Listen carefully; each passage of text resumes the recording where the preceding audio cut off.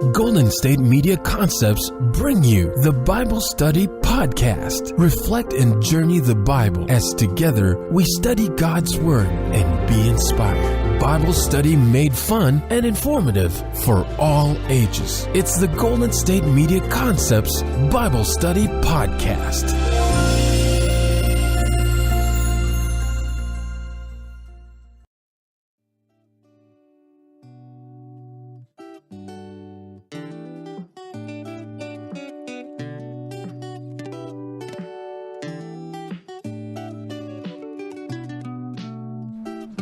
Good afternoon, and thank you so much for tuning into the Golden State Media Concepts Bible Study Podcast. I am your host, Sarah, and I am really behind this week. The week totally got away from me. That's why I'm just now getting around to recording on Friday afternoon.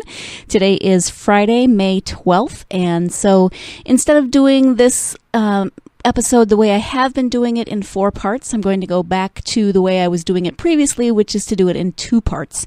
So today's episode will be parts 1 and 2, the first 2 assigned lectionary readings for the week of May 7th, which is the 4th Sunday in Easter, 4th Sunday of Easter. I can't believe we are that far into the Easter season already. And then tomorrow's episode will be the second 2 readings for that same week, for this same week, obviously. So again, thank you for joining me. I wonder where you have seen resurrection this week, where you have seen it today. And my resurrection sighting, my sighting of new life, is actually literal new life today. I am so happy. A very dear friend of mine had her second baby boy today. He was born at 4 a.m. this morning, I believe, 8 pounds, 11 ounces, 21 inches long, and he and mom are both doing well. So I'm so happy for her. I'm so excited for their family, for his big brother, for their new journey together as they explore this new member of their family and how they are now a family of 4.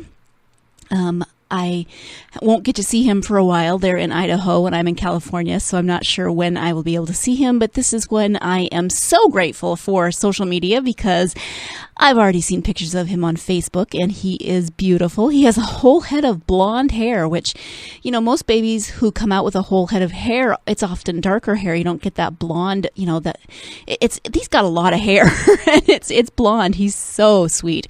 So I am very grateful for his arrival. I'm grateful for his health and the health of his mom, and I will be praying for him and his parents and his older brother as they lean into this new phase of their life as a family. So that's my sign of new life today, literal new life in the form of a healthy baby boy. So thank God for that, and what a wonderful Mother's Day present for my dear friend.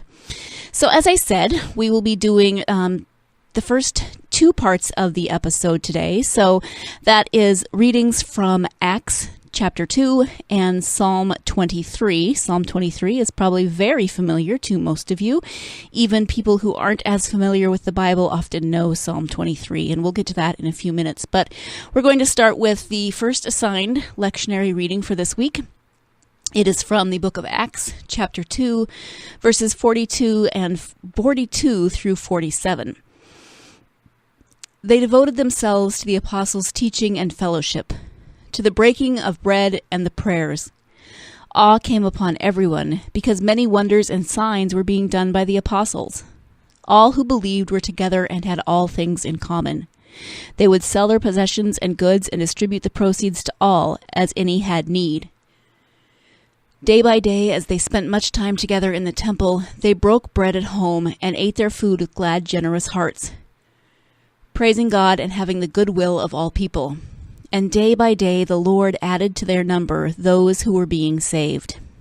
So again, that is from the 2nd chapter of Acts, verses 42 through 47, and that is our first lectionary reading for today, or for this week, the week of May 7th, the 4th Sunday of Easter.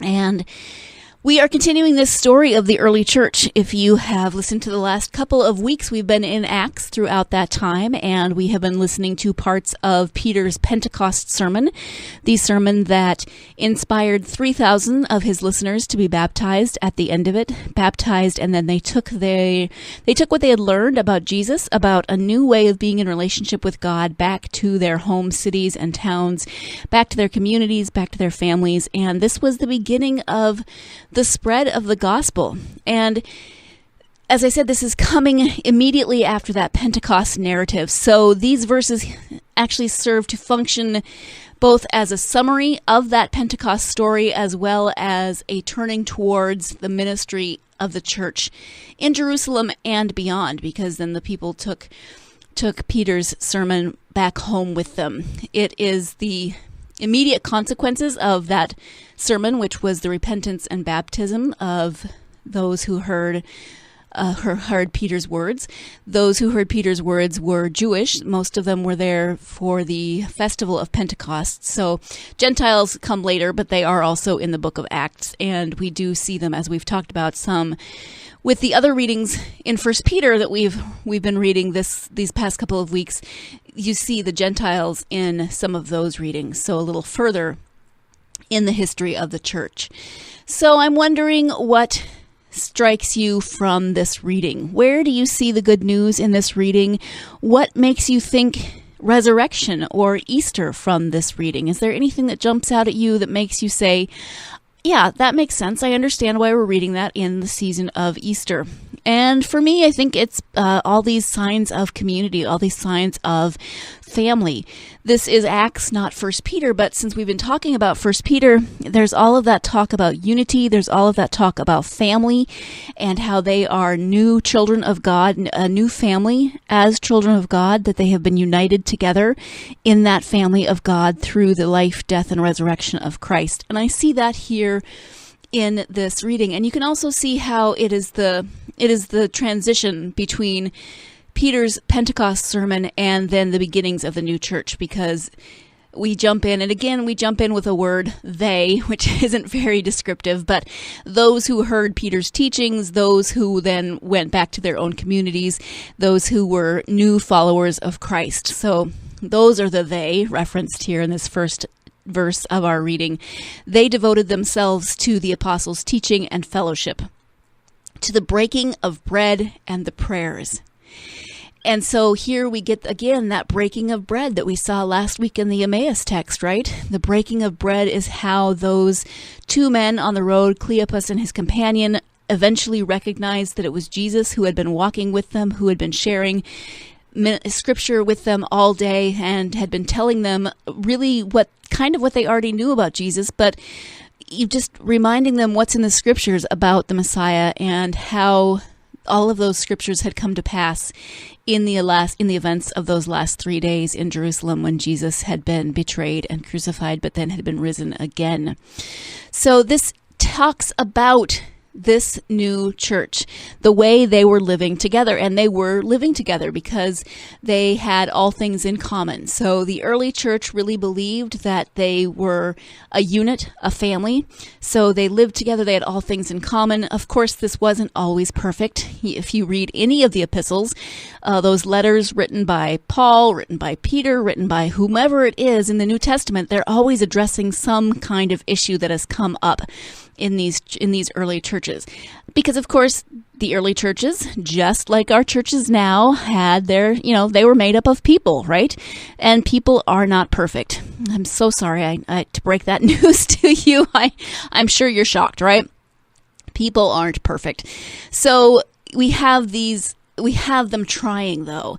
They are trying to create this community, one of unity, where they share all things in common, where they share with each other, but not only that, they share with even those outside the community who are in need. They are really taking to heart Peter's words that Jesus had spoken to Peter, and then Peter passes on to them. Loving your neighbor, caring for those in your midst who don't have as much, etc. So they spent much time together in the temple. They broke bread at home and ate their food with glad and generous hearts, praising God and having the goodwill of all the people. And then it says, day by day, the Lord added to their numbers those who are being saved. So you really do see how this is a pivot point in the story of Acts between Peter's words on Pentecost and then moving into the new church. We see how all of those things are moving forward. So we see the new church being formed. We see what they are trying to do, how they are trying to act out what they heard, how they are trying to carry on the work of Jesus, how they are trying to share God's love with each other in this new community. So we're going to talk a little bit more about this book, this text from the book of Acts, chapter 2, but we are going to take our first break, so stay tuned, and I will be right back. Do you want to be healthier, yet you just don't know what to do? All these shows telling you this and that, but nothing seems to work.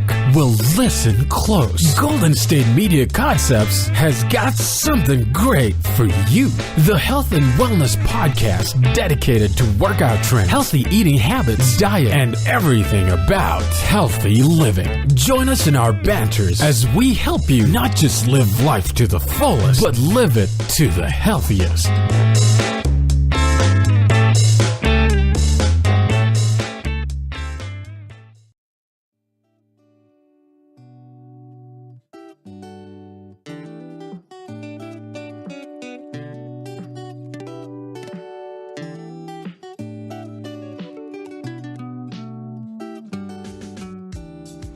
Welcome back to the Golden State Media Concepts Bible Study Podcast. We are talking about the first of the 4 assigned lectionary texts for this week, the week of May 7th, the 4th Sunday of Easter. And the first of those texts is from Acts chapter 2, the pivot point between Peter's Pentecost sermon and the beginnings of the new church, how people took what they had heard Peter say, what they had heard the other apostles say, and really were trying to take those words to heart. We're trying to create these new communities. They might not have seen themselves exactly as a new church yet, just a Jewish community who were trying to live in this way, incorporating the words of the Messiah, the actions of the Messiah into this new community that they had created. So I was reading some commentary, of course, on this text, and this commentary comes from Margaret Amer, Associate Professor of New Testament at Austin Seminary in Austin, Texas. And something that I really appreciated about what she said is this. She said that there's a Greek word in these texts, that in these verses, and remember it's only 42 through 47, so 5 verses, not very long, and there's a Greek verb that rarely occurs in the New Testament, she says, but it's used twice here in these 5 verses. So that's something to pay attention to when there's a word that's used, not very often in the New Testament or in the Bible as a whole, and then it pops up twice in such a limited space. You really want to pay attention to words like that. The Greek verb is prokarterio, and as she says, Luke uses it twice in this passage. She says that the verb can be glossed as a description of attachment or persistence. Luke uses this verb in verse 42 and again in verse 46. So she says that Luke's use of this verb twice in just a short space of time really underscores his depiction of unity, of commitment and commonality among the earliest church. Luke speaks of the earliest church as holding fast or dedicating themselves to the teaching of the apostles and to the temple. And you can really see that, I think, in these short verses, how they are very, very much trying to create this new community. They're trying to live as they believe they have been taught. They are trying to continue the work of Christ, continue the work of the apostles. And she says, for the earliest church community, the apostles came de facto religio-political leaders, taking the place normally ceded to the Sanhedrin leaders in Acts. So the leaders in the Jewish church now, they are looking more toward the apostles as their leaders in this new church. She says, beyond Peter's sermon, Luke does not tell us what the apostles might have been teaching, when, or in what format, whether privately or in public. However, this teaching leads the newly converted to dedicated and ongoing actions of attention to the apostles' teaching, living in community, breaking of bread, and prayers. So pretty simple, right? Just 4 different things: teaching, living in community, breaking of bread and prayers. And that is kind of the basis, that whatever else your tradition might believe or do, those are kind of the basis of all of our lives of faith, right? In theory, teaching, whether you are doing the teaching or you are doing the learning, either way, we learn from each other all the time. We listen to one another. We learn from others who have studied more than we, or we learn from others who have had experience of Christ in their lives, of God in their lives, and we learn from one another. We do still live in community. It might not be as intentional of a community as what's described here in Luke, but we still live in communities. We live in secular communities as well as religious communities. Our churches are our religious communities, it may be a Bible study, it may be a small group, it may be, there's all kinds of community. It doesn't just have to be one thing. And then we have the breaking of the bread. And that is not only the breaking of the bread at communion, but the breaking of bread of fellowship. So every time we eat with our communities, every time we eat with people, we are engaging in fellowship with them. We are engaging in community with them. We are creating unity by eating together. And then, of course, prayers. And that's one of the best things that we can do for everyone in our lives is to pray for them and to know that they are praying for us. It's just a wonderful feeling, isn't it? So I do want to touch on one more thing, and then we do have to move on to the psalm for today. But the commentator looks at the breaking of the bread, and she says that when Luke refers to the breaking of the bread, a ritual action can be assumed. She says the Greek word artos, or bread, only occurs 5 times in the Acts of the Apostles. So again, 5 times in this entire book. Pay attention to that.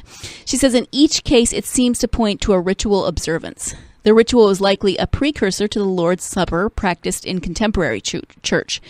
For Luke, it seems one of the results of baptism is the communal partaking in the ritual feast of commemoration. However, she says, this bread breaking would have taken place in the context of a ritual meal. Meals such as these hinted at by Luke would have taken place in homes of wealthy patrons of the church. Their homes would have contained dining areas where the whole community would be able to then gather around at the table. So that's kind of going back to what I was saying, that breaking of bread both in community but also in fellowship with one another. So I sometimes think it would be kind of lovely if we still had that tradition of breaking bread together as part of a ritual meal. Obviously, a ritual meal we have in communion, but it's we go to the railing together, or however your tradition does communion. There's all kinds of ways to partake of communion. We don't have that connection with each other so much. It tends to be a little more individual when we go to communion, depending on how your tradition does it.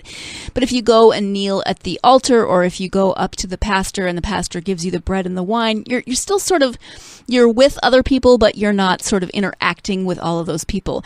And I really like this image of everyone around the table together, talking, laughing, engaging in fellowship, and then having the smaller ritual of communion, not smaller in the sense of lesser, but smaller just in the idea of the time. A meal could be an hour, it could be 2 hours, and then the communion portion of it being this very important, very special part of the meal. So I want to do some more thinking on that, actually, and I might bring it up again, but I would encourage you to think about it as well. Think about how you see fellowship, how you see table fellowship.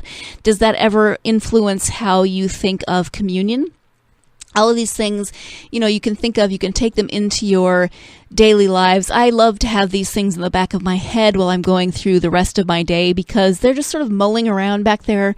I might not even realize that I'm thinking of them, but then, later in the day, a day or two later, even months or years later, depending on how slow I'm processing, something will pop in there and I'll be like, oh, you know what? That makes sense. So I encourage you to think about that however you choose to. It's not homework, right? I'm never giving you homework. I just like to throw out ideas there for you to ponder. So we are now going to move on to the second assigned reading for this week, and that is Psalm 23, which, as I said, is probably very familiar to a lot of people. But Psalm 23 is as followed. The Lord is my shepherd, I shall not want. He makes me lie down in green pastures. He leads me beside still waters. He restores my soul. He leads me in right paths for his name's sake. Even though I walk through the darkest valley, I fear no evil, for you are with me. Your rod and your staff, they comfort me. You prepare a table before me in the presence of my enemies. You anoint my head with oil. My cup overflows.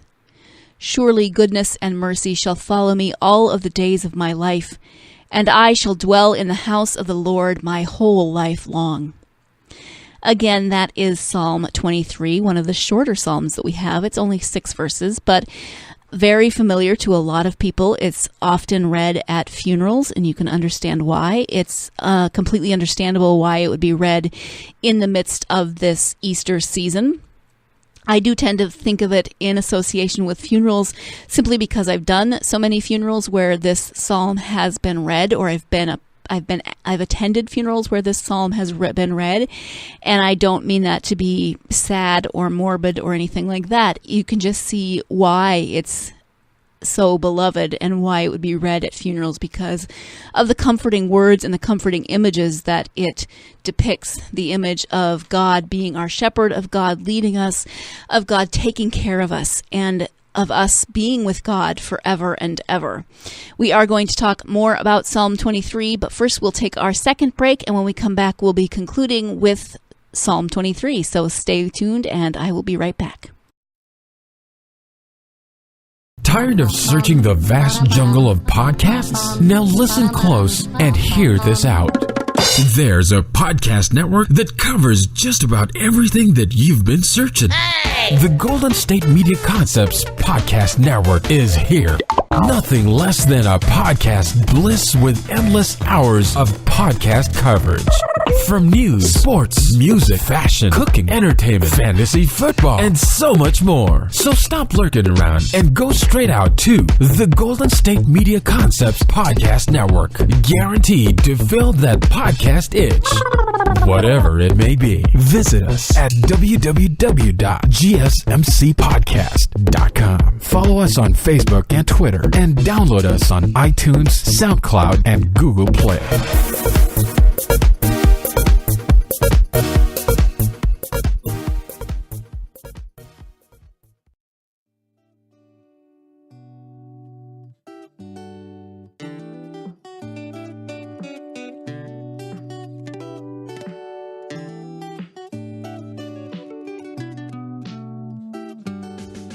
Welcome back to the Golden State Media Concepts Bible Study Podcast. We have now moved to the second assigned reading for this week of the fourth Sunday of Easter, and that assigned reading is it is Psalm 23, a psalm very familiar to many of us, a psalm often read at funerals, and is understandable because it does hold the promises of the resurrection, even though it is a psalm. The psalms are all from the Hebrew scriptures, and so they predate the actual resurrection of Christ. They still hold those promises within them. And I love all of the verses in this psalm. I love the imagery of a loving God that they give us, because they really do present, the psalmist is talking about the God who takes care of him. The Lord is my shepherd. And of course, a shepherd a shepherd is someone who takes care of the sheep. The shepherd finds the sheep safe pastures, green pastures. The shepherd finds the sheep good drinking water. But of course, it's a metaphorical shepherd, so those things are both literal and metaphorical. We are not sheep, so we do not need green pastures. We do still need good drinking water, of course, but it's a bigger picture. It is God who leads us. I shall not want. God restores our soul. He finds us safe passage. He finds us the things that we need in this life. And the psalmist's life is clearly not always easy, because there is this verse that is so very, very well known. Even though I walk through the darkest valley, I fear no evil. And it really depends on your translation. Growing up, I memorized this as, even though I walk through the valley of the shadow of death.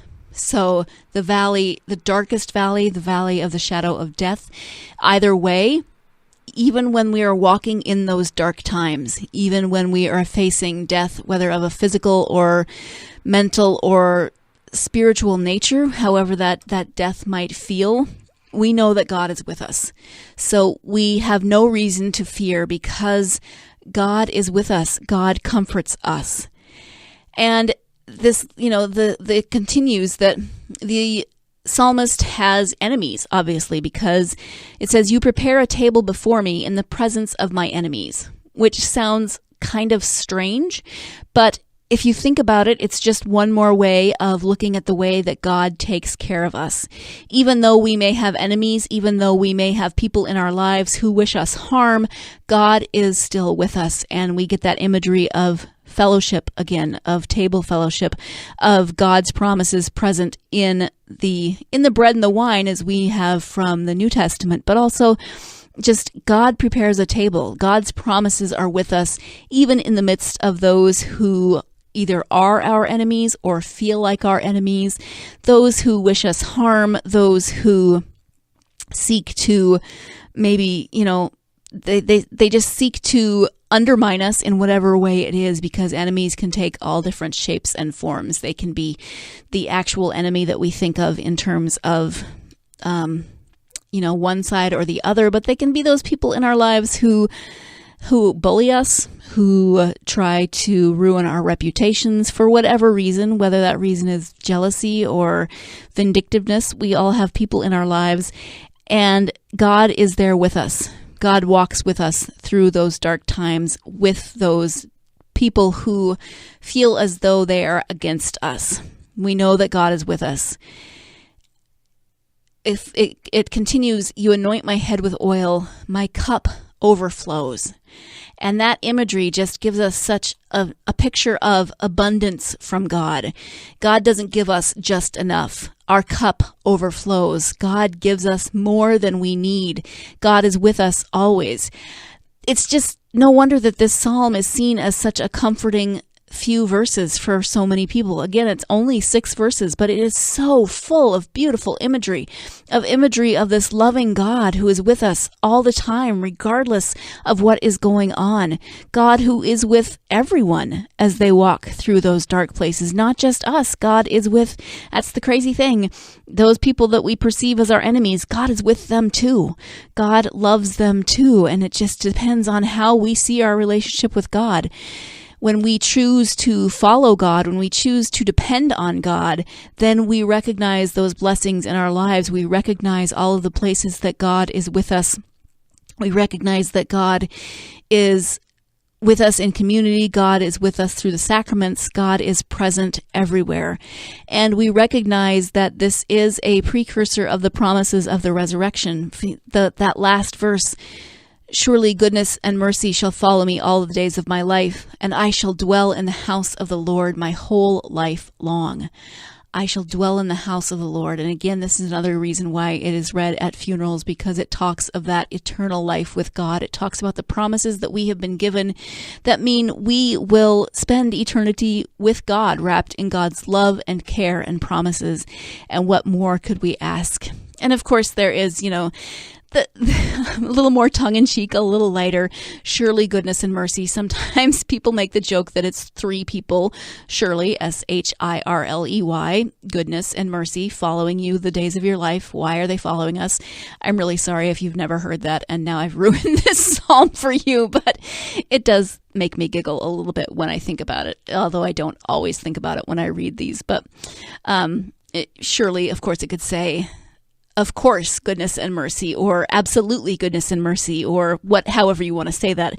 So it's not surely, but of course, definitely, absolutely, goodness and mercy shall follow me all the days of my life. How can it not?